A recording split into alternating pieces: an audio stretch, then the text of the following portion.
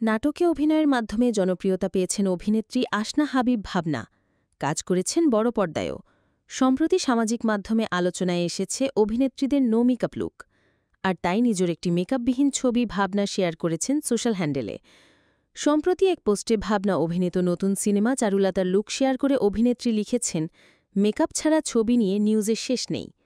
তবে আমার কাজ যারা দেখেন তারা জানেন আমার বেশিরভাগ চরিত্র আমি নির্মাণ করেছি মেকআপবিহীন, এবং সেই চরিত্র হয়ে ওঠার জন্য আমাকে ডিরেক্টর যেভাবে দেখতে চেয়েছেন সেভাবেই চেয়েছি পর্দায় হাজির হতে।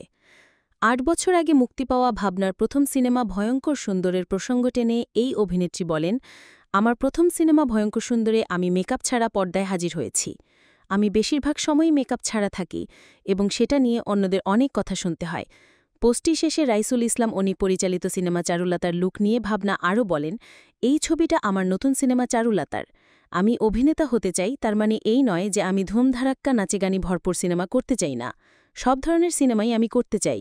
এদিকে মুক্তির অপেক্ষায় রয়েছে ভাবনা অভিনীত একাধিক সিনেমা, যার মধ্যে রয়েছে যাপিত জীবন, দামপাড়া, পায়েল সহ বেশ কয়েকটি ছবি। আর চলতি বছর চারুলতা সিনেমার শুটিংও শেষ করেছেন বলে জানিয়েছেন এই অভিনেত্রী।